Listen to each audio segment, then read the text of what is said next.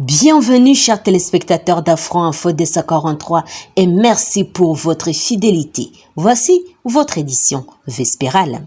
L'état-major des renseignements militaires, détection militaire des activités antipatriotiques, ex-DEMIAP, a procédé ce vendredi 5 mai de l'année en cours à son siège à Kinshasa, la capitale, à la présentation d'un réseau de criminels économiques, au total 25, et des autorités de services spécialisés des États arrêtés à l'issue d'une opération menée dans la province du Sud Kivu. Les éléments de renseignement militaires ont pu saisir au cours de cette opération 4 coffres-forts non encore ouverts, dont un à Kinshasa et 3 autres en route pour Kinshasa, la capitale, 15 ordinateurs portables, 41 téléphones, 2 fours, des balances, des moules, 26 120 kilos d'or, 406 000 dollars américains, 6 568 000 francs congolais, 125 900 francs rwandais, 4 560 roupies et 1000 shillings ougandais. Ils ont été arrêtés le 1er mai lors d'une opération dirigée par l'état-major des renseignements militaires dans la ville de Bukavu. Nous sommes en province du Sud Kivu. Lors de leur arrestation, une quantité d'or, comme vous les voyez, ici il y a une autre quantité qui est dans les sacs. Une quantité d'or a également été saisie. Il y a aussi de l'argent en francs congolais, en dollars américains, en shillings ougandais. Il y a aussi des francs congolais et des francs rwandais sont dans les coffres puisqu'on n'a pas encore réussi à ouvrir les coffres. Pendant que notre gouvernement se démène pour stabiliser l'économie de notre pays, ces criminels se mobilisent pour favoriser l'écoulage des recettes, mais aussi la fraude et le trafic de l'or vers le pays qui nous agresse, a dit devant la presse le membre du gouvernement et les autorités militaires et civiles, le porte-parole de forces armées de la République démocratique du Congo et FARDC, le général-major Sylvain Ekenge. Selon lui, cette arrestation est un message fort lancé aux autres criminels opérant dans d'autres provinces de la République démocratique du Congo. Leur arrestation est un message fort à l'endroit de tous ceux qui s'adonnent à ces genres d'entreprises dans toutes les provinces. Toutes les batteries sont mises en œuvre pour le mettre hors d'état de nuire et tous seront mis à la disposition de la justice pour subir la rigueur de la loi, a-t-il ajouté.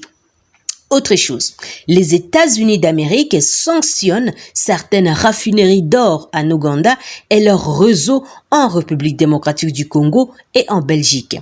L'objectif est de couper les cordons ombilicaux du terrorisme dans la région. Et puis, il y a le lancement du projet des 145 territoires en territoire de Nyiragongo. Nous sommes en province du Nord Kivu, c'est vendredi 5 mai. La pose de la première pierre s'est déroulée à l'école de Nyabushongo, au village Ngangi 3, territoire de Nyiragongo.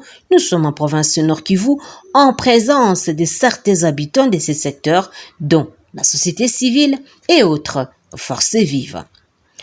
Autre territoire, dans un rapport parvenu à Actu30.cd ce jeudi 4 mai de l'année en cours, les forces armées de la République démocratique du Congo ont annoncé qu'au moins 104 miliciens ont été tués au mois d'avril dans les territoires de Djougou, en province de l'Ituri.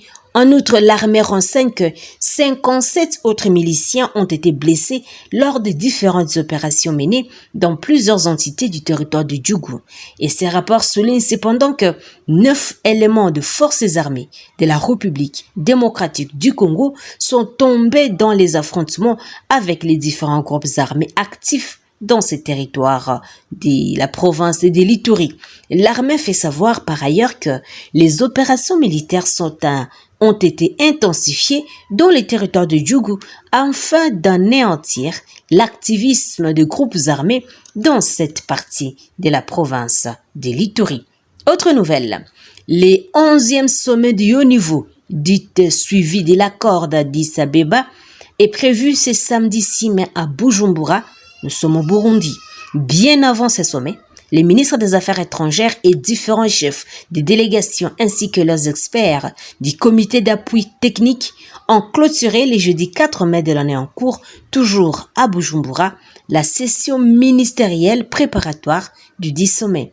C'est dans une ambiance cordiale que le ministre des Affaires étrangères de la République du Burundi, l'ambassadeur Albert Shingiro, a clôturé la réunion des ministres devant les partenaires régionaux et internationaux de la mise en œuvre du mécanisme régional de suivi de l'accord cadre d'Addis Abeba. Mon collègue et frère, son Excellence Antipas Mbusa-Nyamwisi, ministre des États de l'intégration de la République démocratique du Congo, permettez-moi de vous adresser mes vifs remerciements pour les efforts remarquables de votre gouvernement, la RDC, menés au cours du mandat de la République démocratique du Congo à la présidence en exercice du mécanisme régional de suivi depuis février 2022 a réclamé le chef de la diplomatie burundaise. Ces efforts, selon lui, ont notamment permis d'enregistrer des progrès encourageants suffisamment mis en œuvre au cours de ces travaux. Il a réitéré ses remerciements à tous ses collègues ministres et leurs délégations respectives qui ont fait les déplacements à Bujumbura pour prendre part à ces assises et surtout pour leur contribution riche et constructive tout au long de nos travaux. À la clôture de cette session ministérielle, les participants ont adopté la proposition de la région de la délégation tanzanienne concernant l'ajout du Swahili parmi les langues utilisées dans la production des documents du mécanisme. Selon cette proposition, tous les communiqués finaux sanctionnant les travaux des pays membres seront désormais traduits en Kiswahili, reconnu déjà comme la langue officielle de l'Union africaine en même titre que le français et l'anglais. Chers téléspectateurs d'Afro Info 243, merci pour votre écoute et votre attention. Nous vous disons encore, n'oubliez pas de vous abonner, d'aimer la page ou l'information, de partager, aussi de nous laisser un commentaire tout en signifiant les pays ou la ville ou le coin d'où vous nous suivez. Je suis Santi Chisenga. Depuis la province de l'Ituri, nous sommes dans l'Est de la République démocratique du Congo, notre cher et beau pays, la RDC. Je vous dis merci de votre fidélité à notre chaîne Afro Info 243. N'oubliez pas encore une fois de nous laisser un commentaire tout en signifiant là où vous nous suivez et cela nous fait toujours chaud au cœur. Merci et à très bientôt. Au revoir.